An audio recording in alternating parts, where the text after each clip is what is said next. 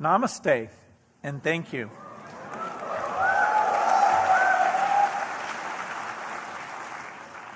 It's been a long time since I've been here at IIT Delhi, and it's phenomenal, all the great progress that has taken place since then. In a sense, my first connection with India came because of the IITs. One of the great people who worked for me said that he would go over to India and hire about 15 people who'd been students at IIT, and that would strengthen Microsoft's engineering capabilities. At the time, we only had a few hundred people, but even so, it was so hard to find amazing engineers, I thought that was a good idea. At the time, the Indian press said this was a terrible thing because all these great people were leaving the country. The U.S. press said this was a terrible thing, all these people coming from another country. But I think now, over 25 years later, we can say that was a phenomenal thing, both for India and for the United States, and of course for Microsoft itself. A number of those people are the ones who came back to India, started up the offices here, and earlier this week I was down in Hyderabad at the biggest site for Microsoft development in India, celebrating the 25th anniversary at a time where Microsoft now has more than 25,000 amazing people here in India doing work. And if I think back on my Microsoft career and the wonderful people that I got to work with and why I enjoyed that so much, a very high percentage of them are people who joined from India. First and foremost, though, in that list would have to be Satya Nadella, who we're so lucky to have as the CEO.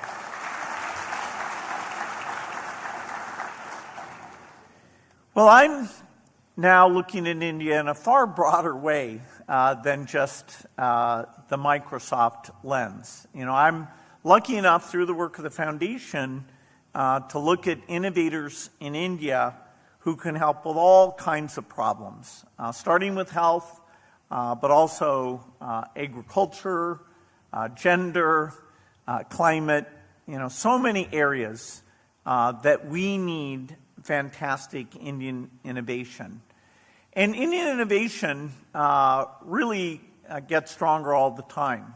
One thing you can count on is that because India is a big country, people understand its innovation's not really valuable at small scale, and nor is it valuable if the cost is so high that only a small percentage of the people can get access to it. And so this is a fascinating time. The need for innovation to deal with many different challenges that I'll talk about is greater than ever. But the pace of innovation is also rising to meet that challenge. I'd say, you're all lucky to be here and have gotten an incredible education. The complexity of how we take technology and we shape it, you'll get an opportunity to play a big role there. And so, of course, I'd suggest that not only should you consider your career in terms of the traditional measure of success, which is the financial impact, although that's fine and important, but also to consider whatever role it is you take on, how that relates to achieving social equality. We have many problems in the world that only by taking that point of view can we shape innovations to improve the world as much as possible. Well, let me start with health because that's the area that the Gates Foundation does the majority of its work in. When we got going, we saw that there were vaccines, like one for diarrhea, that was only available in the rich countries. It's called the rotavirus vaccine. And that was deeply ironic because the kids in those countries had almost no risk of having that disease kill them. And the rest of the kids, including at that time here in India, who were at great risk, did not have that vaccine. And so I was excited to see here was a challenge that taking the resources I was lucky enough to have from Microsoft and applying them, we could literally save millions of lives. And in fact, that has absolutely come true. But a key part of that story is the relationship that the foundation built with the Indian vaccine manufacturers. They were the ones who, with resources from us and the right strategy, managed to make not only that rotavirus vaccine, but measles vaccine, pentavalent vaccine, pneumococcus vaccine, incredible a number of important vaccines. And so 20 years ago, Indian kids weren't getting those vaccines, even measles, which of course is so important. And now the progress is phenomenal. Virtually all the babies born in India get a full set of these vaccines. And that is the primary reason that something I consider a miracle has happened, which is a third as many children die every year before their 5th birthday than did 20 years ago. And that's despite the population increase. Now, most people, when you ask them, don't know that because, it's in terms of news, what day were they supposed to run that headline? It's been a gradual thing, year by year, vaccine by vaccine, but it's incredible that over that time span, that adds up to millions and millions of children. We also saw during the COVID pandemic that Indian capacity to make low-cost vaccines was very, very important. And so we worked with many of these companies to get their vaccines out quickly and make them broadly available. So the story of vaccines is a phenomenal one, and there's still, even in that one area, there's still a lot more to do. We don't have a vaccine for tuberculosis. That's the #1 infectious disease killer in the world, killing 1.8 million people a year. For about 2 years, COVID got ahead. TB was #2. But now we're back to the situation that's prevailed for the last century, which is TB is very much in the lead. And of course, we should be able to get a vaccine. The health challenges we need to take on go even beyond infectious diseases. If you had to say what's the health innovation I'm most excited about right now, it's the deep insights we're gaining into malnutrition. Malnutrition is a terrible thing. Not only does it make a child more fragile and therefore more susceptible to all diseases, but it also means that even the children who survive, if they were malnourished, their physical body and their mental capacity never achieves their full potential. So the fact that in Africa, over 40% of kids have to suffer that is an incredible tragedy. And the story of understanding what's going on there is an incredible tale of science. It's required understanding the microbiome. It's required mass sequencing. We had to invent a capsule that you could swallow so we could see exactly what was going on with the kids who had inflammation and who didn't have inflammation. And I would say we're probably on a 5-year path to have very cheap tools that will bring malnutrition down by over 90%.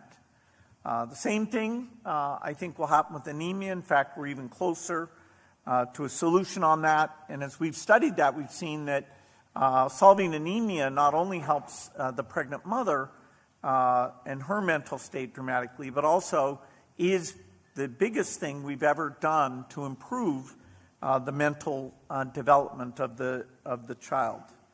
And so there's a lot that the sciences are now on the verge of explaining to us. In fact, these great insights that come from human biology, the great insights that come from human biology also give us the understanding of how we can take livestock and plant seeds and also make those far more productive, far more nutritious, even in the face of climate change that is a huge challenge that I'll get into. Another place that India leads, but there's a lot more that all of you can be involved in driving forward, is this digital public infrastructure. No country is more able to take government benefits and get them out efficiently and effectively to their citizens than India. You would have expected rich countries or others to do that, but in fact, they did not. And so that basic structure that starts with identity and bank accounts and payments is just foundational. And as part of this visit, I'm now seeing how that foundation is being built out in agriculture with profiles of farmers to understand what they need and give them advice, built out with health records so that we can help people not only with infectious diseases, but the challenge that's coming in the future with the growth of the non-communicable diseases being a huge thing. And that digital public infrastructure will help us with these climate problems. I was in Odisha yesterday, and what they showed is that they've registered the farmers and registered what type of crops they grow and what land they own. And so they're able to take all the data about pests, partly informed by local reports, partly from satellite data, and actually immediately respond before any infestation gets to a large area. So before they had this digital system in 2018, there was an outbreak that affected most of the state's paddy crop. And it's actually that year, 2018, where working with Samagra, they started to register those farmers. And now they literally have a control center. When you walk in, you think, wow, this is agriculture, but you've got a command center and maps and people doing queries and sending out messages. I felt very much at home, although I don't come from a farming background.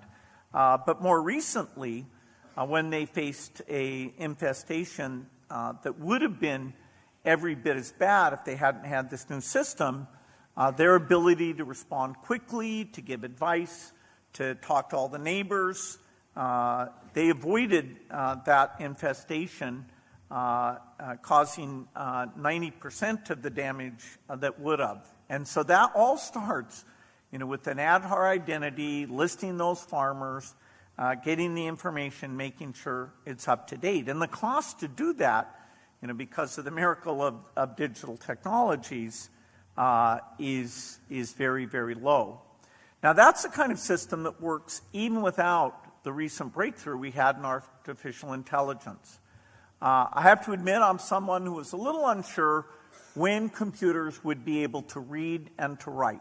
After all, even when I was young, this was the dream. AI, how did the brain work? How are we going to match that in software? And, I have to say, we underestimated how hard that would be. So for decade after decade, although AI did some things, this one thing of reading and writing seemed to be beyond its capability. And so the scale up of the LLMs now shows us that that's completely within reach. And so the number of ways we're going to apply that, particularly as we make it more efficient, as we make it completely accurate, extends to so many applications. Even now there's a prototype where those farmers can get advice, where the extension experts are made far more efficient by having that. And it's not that hard to create these applications. If you have the data, you have the same information you use to educate humans, you can build these agents and make sure they're highly accurate. I'd say the impact of that will be even greater in education than any other domain. We've always known that having an individual tutor who knows what you've learned, knows how to motivate you, that's the fastest way to learn. And even classroom teaching, we compare to that. And so now, these AIs, with many great projects going on to create them, offer the potential for every student to have that type of tutor. A great example in India is Wadhwani. They're analyzing the samples of Gujarati children reading and building a model of how they learn the native language and looking at where students struggle, what the phonetic model is, what order you should teach that, what kind of practice you need, and how to get those readers, many of whom are behind their grade level, but if you use the software in the right way, they can catch up. And that will, of course, be extended to all Indian languages. Nanda Nilankanni's organization, People Plus, is working on AI for education as well. And this is great news for students. You know, they don't have the time to give the feedback, the time to personalize the material, and yet now they can engage the student in how they should work with these tutors. A great example would be if you have a fourth grader who's fallen behind on something like fractions, assigning that and making it available through a low-cost cell phone is very straightforward. A startup called Sarvam.ai, which was co-founded by an IIT Delhi alum, are piloting a bot that can read the textbook with the student and make it far more understandable. So it's connecting into their text, but making it far more engaging. And of course, if we can supercharge education, and if we can take every child born in India and give them a very high quality education, the potential that unlocks is phenomenal. And of course, it won't stop in India. Whatever's learned here as a pilot, organizations like the Gates Foundation will make sure that gets used all over the world, including in Africa. So I think you have a very bright future. No matter what your specialty is, whether it's engineering or discovering new drugs or policy work, the AI advances will give you opportunities and force you to think through these new systems in a very deep way. I'll bet when I come back here, say it's 5 years from now, some of you will be able to tell me about new technologies you've created to inspire students, to help farmers, to solve healthcare problems, and to help us with climate. I didn't want to leave that out. Very important challenge that India will be deeply affected by. Another area that I work with, and I see great promise now that we're focused on the problem and that we'll be using these latest tools to redesign steel manufacturing, cement manufacturing, all the industrial processes that today are responsible for these emissions. So you have many ways that you can make a difference. You're already Ma Chao, whatever that means.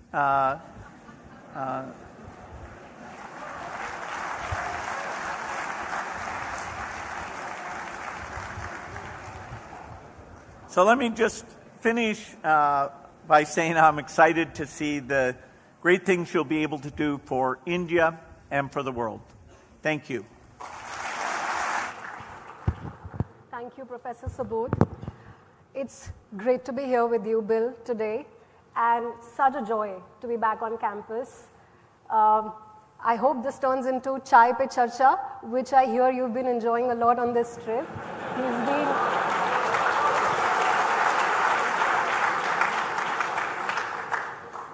So, Bill, I must start with the last time I saw you in person. You were back in 2014. You were the speaker at my graduation from Stanford.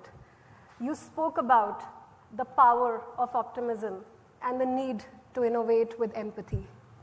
You said, and it stayed with me since, that if we innovate without empathy, we're not solving problems, we're just working on puzzles.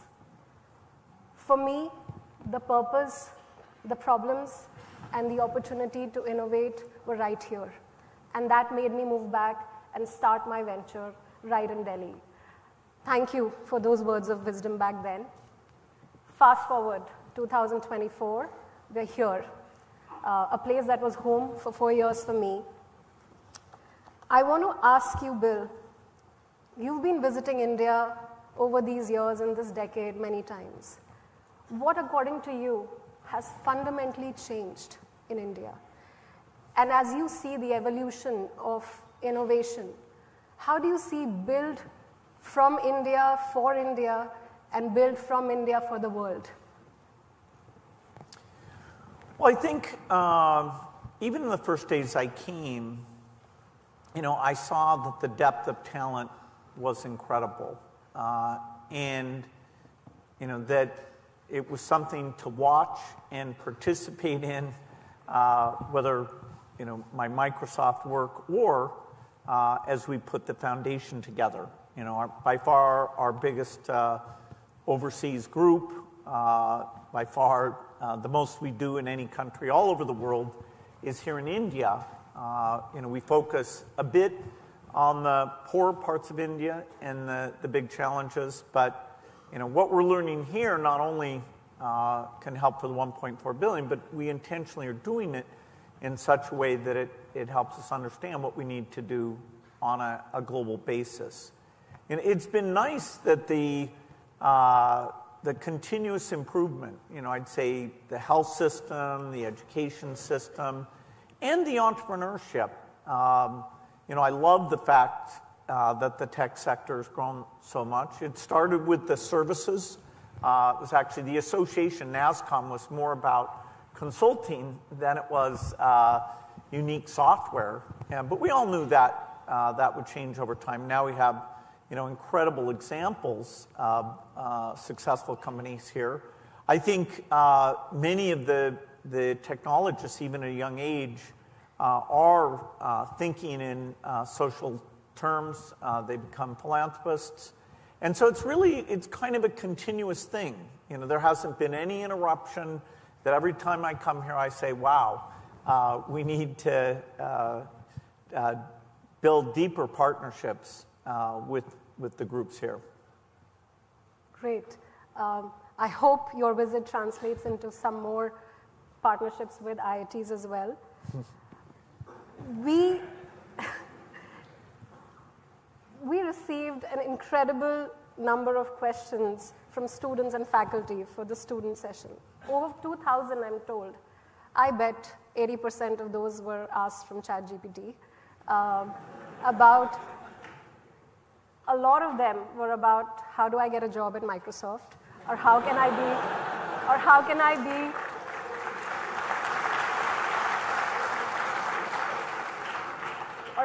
be the next CEO of Microsoft. The topic we heard the most, besides how to become a billionaire, was AI. So let's get started with the first student question. Arya Ugandra. Good afternoon, Mr. Gates. So the question that I'd like to ask is, so how do you see AI evolving in the next decade, and how do you see it impacting the society? Yeah, so I'd say this is the most transformative technology in my lifetime. And that's saying a lot. The microprocessor, which I got to see when I was just 14 years old, and say, wow, this is going to improve exponentially. And, essentially that meant free computing. The internet, when it came along, which essentially meant free communication. But with AI, in its current form, you're talking about, sort of white-collar type thinking almost becoming free. We have to get the quality up and the cost down, but that's the direction we're headed in. And then there'll be a complementary revolution as the AIs embodied into physical robots that will be quite revolutionary from a blue-collar work point of view. And so that, you know, it's in one respect incredibly fantastic. All the advances in technology and history have raised the human condition. You know, they brought challenges. Maybe you could say nuclear weapons was more negative than positive, but most of the advances, you know, farming productivity that concerned people or intense use of energy, you know, we eventually, the extra productivity meant that we met more needs. And certainly in the next decade, that's what AI will be about. You know, everything that becomes more productive, you can do it in a higher quality way, you can do more of it. You know, in the case of writing software, the Microsoft engineers are now 30% more productive. And we're not saying, okay, you know, we need less engineers. What we want is some of that to get more software and some of it to get higher quality software. So we'll, you know, spend the productivity in those dimensions, not in some sort of a cost-saving direction. Likewise, if you think about the demand for tutoring or the demand for medical advice, what you might call the price elasticity, if it's cheap enough, people would love to have that available. It's very dramatic, you know. And so, like computing, you know, nobody would say, okay, you know, we have too many computers. No, we came up with ways, and now AI, we've taken that to kind of a mind-blowing level, how much computation we need. And so it's, you know, it'll start as what we call the co-pilot that's helping you get things done. And then there will be some low-level things that it will be able to do once we've got the reliability and everything very strong. Some things it will do in a non-supervised type fashion. And so it's, you know, it's kind of wondrous for drug discovery. It's wondrous for making, you know, the way you interact with the government, the way you get advice, all of those things, even areas that are creativity that, you know, aren't my expertise, but a lot will come out of that. So this is the, you know, most profound technology, and it could develop even faster than we expect. We don't really know, you know, for example, how good will ChatGPT-5 be? We don't know. It'll be better, but how much better will it be? And eventually you get to a point where you have a system that understands itself in terms of driving self-improvement. To add a follow-on question, you've seen so many cycles of technology that have fundamentally disrupted the future of innovation. What, if anything, concerns you about this?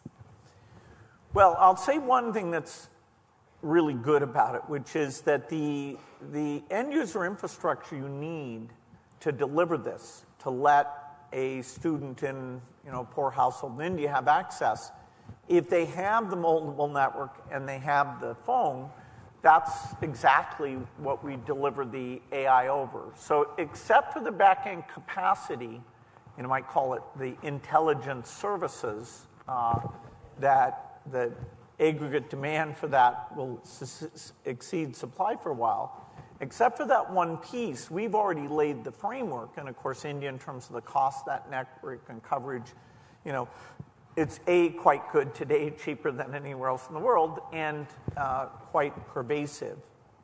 And so actually, of all the technologies, with that one footnote about the back end, this one is able to suffuse to the world at large faster than any other technology. You know, personal computers, you had to buy the hardware. Advanced cell phones, you had to buy the hardware, you had to get those networks installed. And in terms of usability, what we're doing with the AI is we're using your language. And when I say your language, I don't just mean English and Hindi. I mean, and there's a lot of great work in India and Africa and all over the world to train these models so that not only in textual form or text on the screen, but talking input and speech output, these things in terms of their accent and degree of understanding will meet you with the whatever language that you want to engage with. So usability and getting out to the users, this is quite phenomenal. Even I worry that, oh wow, when it gets really good, we'll have a problem that we've never even had to consider, which is a problem of excess. And yes, we can take care of handicapped people, we can take care of old people, we can reduce the length of the work week. A lot of things, because work is not sort of the ultimate thing, like, oh no, I need more work. If you need more work, we'll run the clock backwards and all of us can be farmers trying to, grow enough. Leisure time really is a good thing used properly, and we're going to have more leisure time. So you almost get into a philosophical question when you have this, wow, food, disease, war, those are taken care of. Okay, now, how do we, what is our highest fulfillment? Playing pickleball. Yeah, she mentioned pickleball, which you may not have heard of. It's a reasonably North American phenomenon of a paddle sport. It's taking up. Is it? Yes, Good. in Gurgaon I love pickleball, so. Okay, let's move on to the next question. Bitulia. Yes, there. Hello, sir. It's truly an honor. So my question to you is, what do you think are the most promising technological advancements that can improve global healthcare, especially in rural areas? And how can we as students and young professionals contribute to these advancements? Thank you.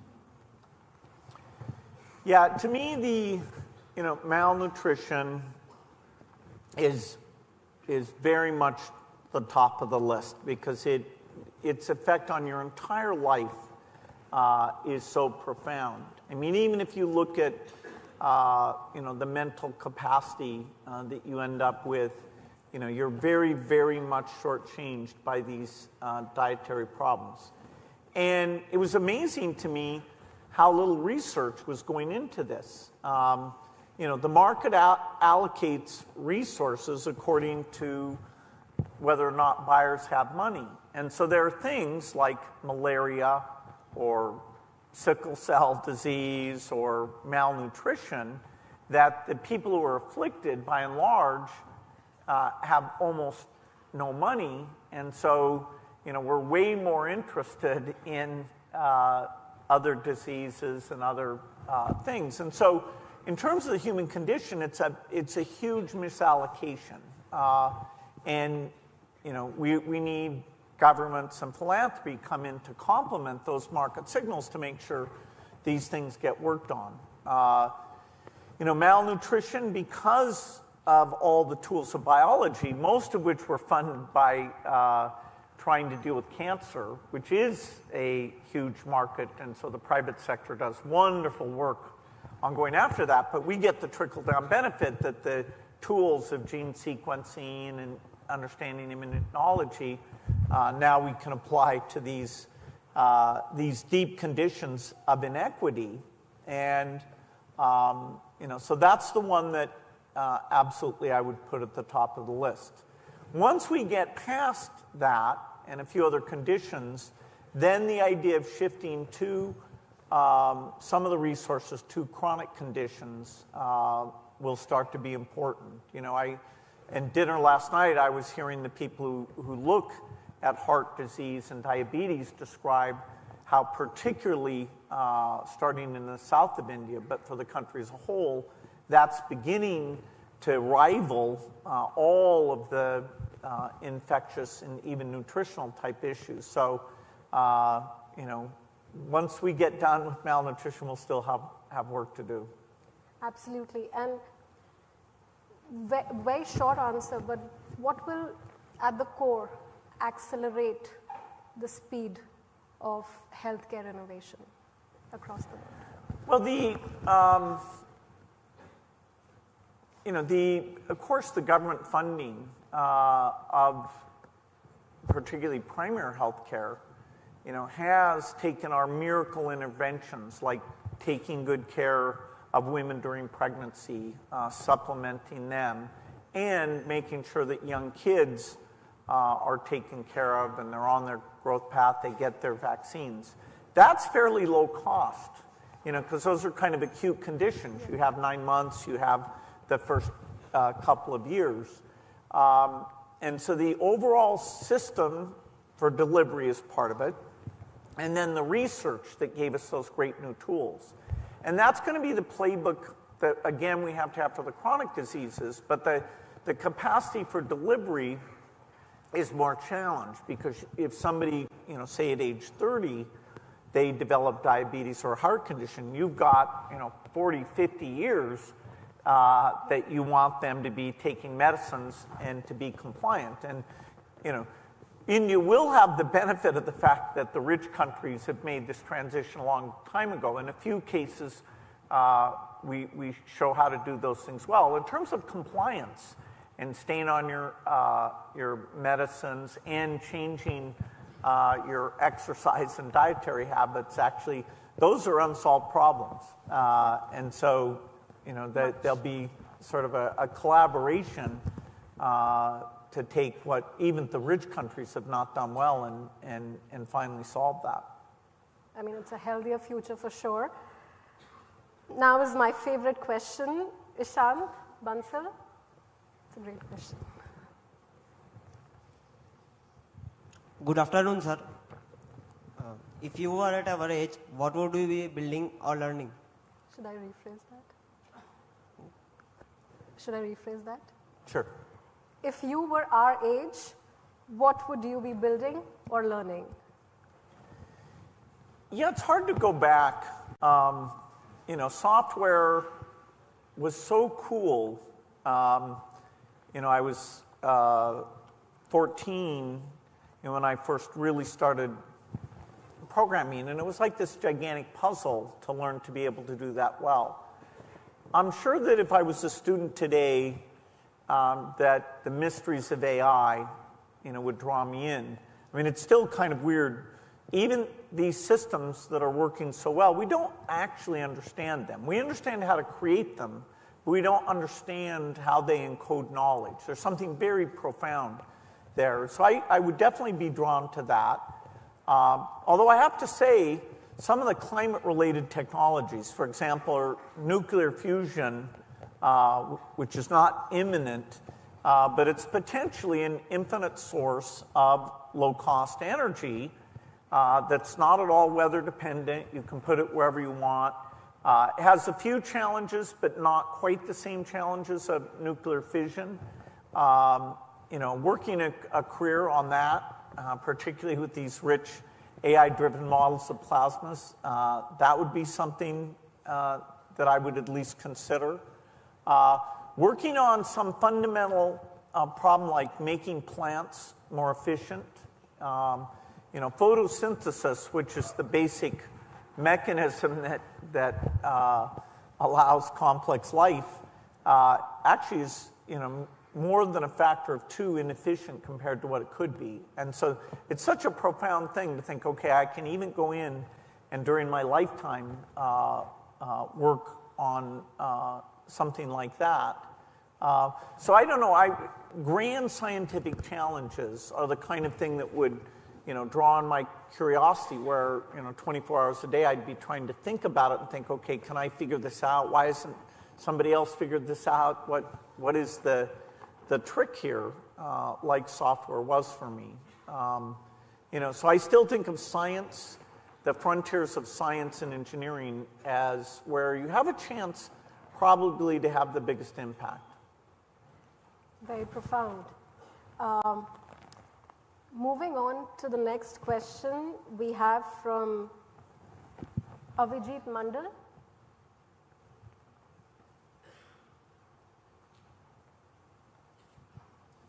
Good afternoon, Bill. My question is, other than AI, what emerging technology or innovation are you looking forward to, and how do you think it will shape the future, be it private, healthcare, or education? if I could understand exactly how these AIs work, that I might go for that.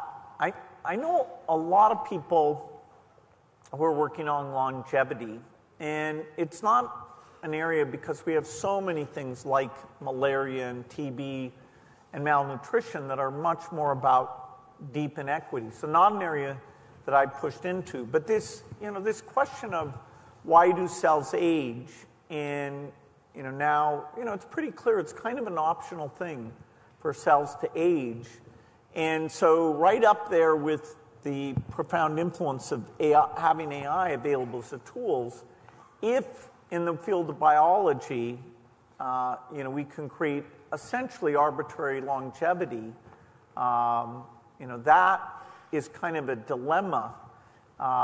It's very interesting work, just like the AI work.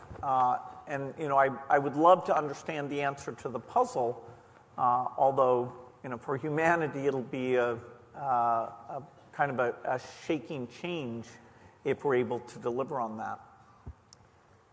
It circles back to what is the purpose of life and what do we do with more of the years if we can live longer. Moving on to the next question, can we have Durga Prasad Tripathi?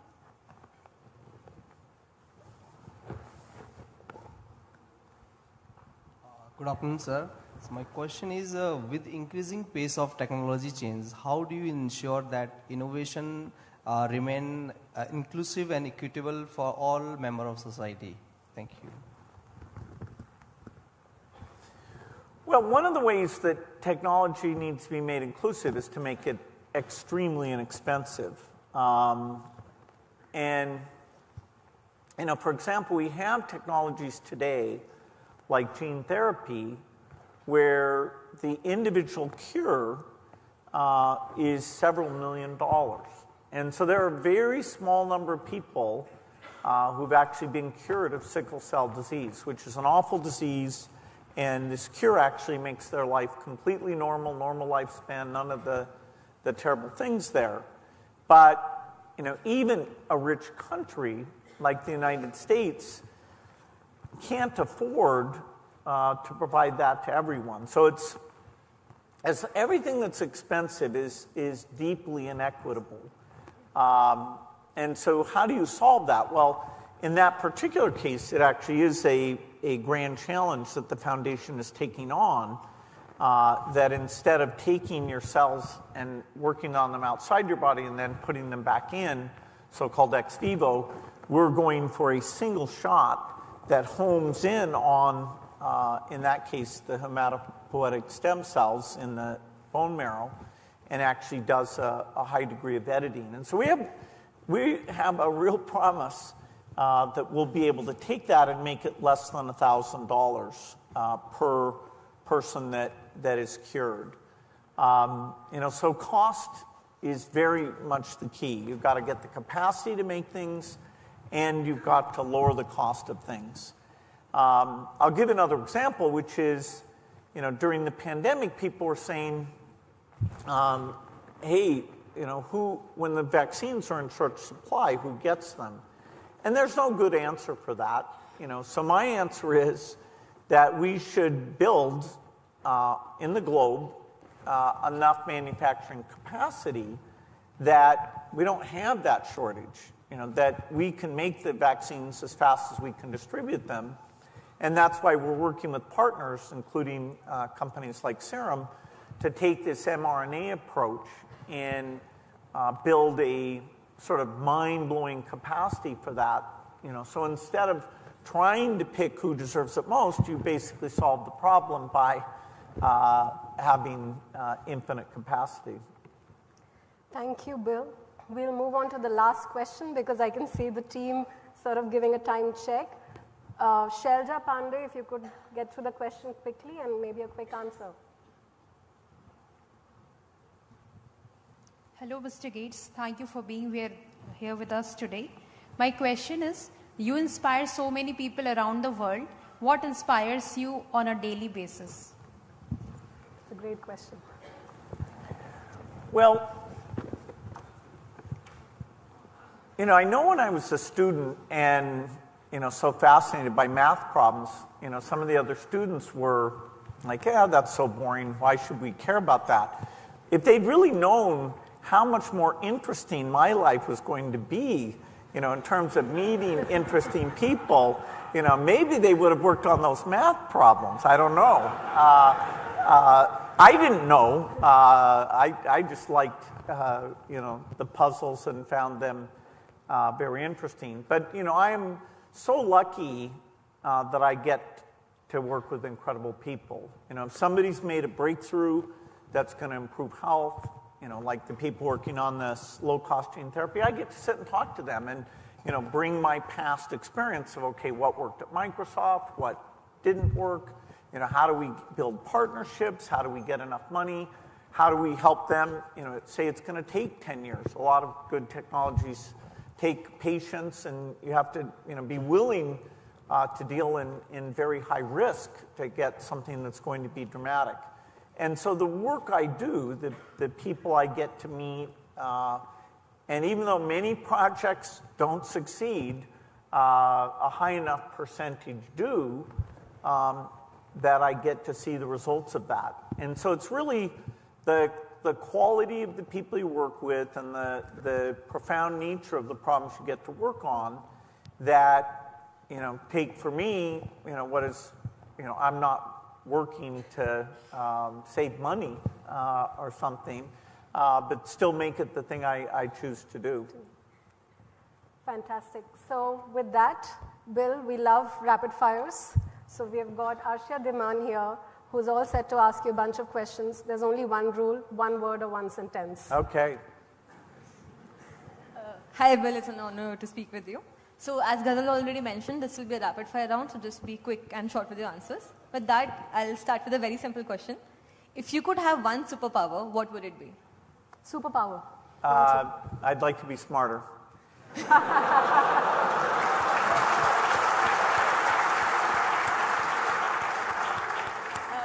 What is your favorite film about AI or robots? Her.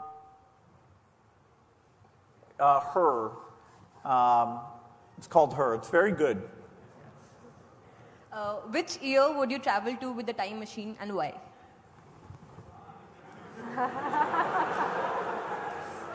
I don't know. I wouldn't want to go backwards, I don't think. I can read about the stuff from the past, but I'm not sure I'd want to go forwards either because it would spoil, it'd kind of ruin the plot in a way. I don't know. I like the present year. What's the first word you start with on Wordle? What's the first word you start with on Wordle? Oh, right now I use trace, T-R-A-C-E. A local question, but what is your favorite Indian food? I'm supposed to say tea? Chai. Chai. No, tikka, chicken tikka masala.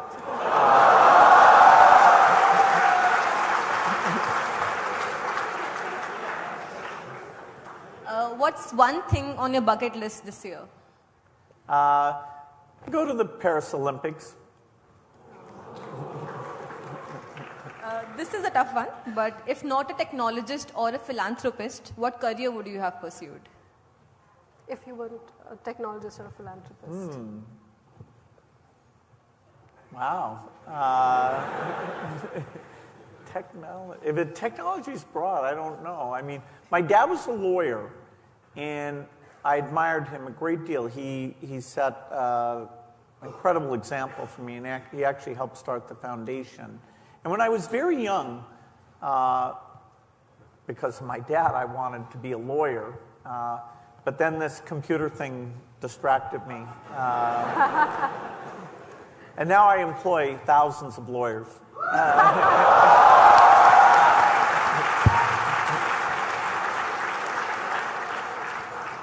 If you had to set up Microsoft today, what would you do differently? Microsoft, we made a lot of mistakes, but our basic idea that software was magic and that if we got very good at writing software, we hired better people, we had better tools, and we thought of ourselves as a multi-product software company. Our competitors were like, WordPerfect had a word processor, Ashton Tate had a database, Lotus had a spreadsheet, and we were like, we don't care about individual products as much. We have the best software factory in the world. And so if something new comes along, we're just like 5 times faster than those companies. And because they didn't think broadly, they would never invest in the kind of tools that we had. And so we could just outrun them, you know. And so we did make a lot of mistakes. I mean, you know, the one I might regret the most is that we should have done the operating system for the phone. So what was called Windows Mobile, if we hadn't made a few really bad mistakes, would have the position that Android has today as the standard OS for all the non-Apple phones. And, you know, I made a lot of those mistakes, so I feel bad about it. So this is a this or that segment, so you have to choose one option. Okay, this.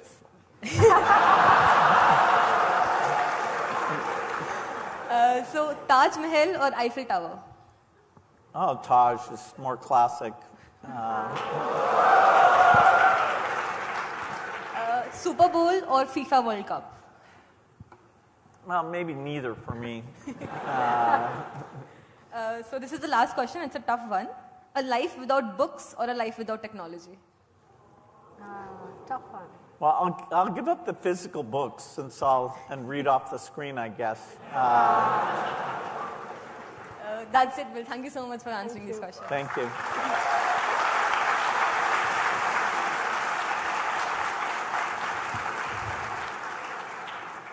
So that was fun. And that also brings the session to a close. Thank you, Bill. It's been an honor and a privilege. Thank you.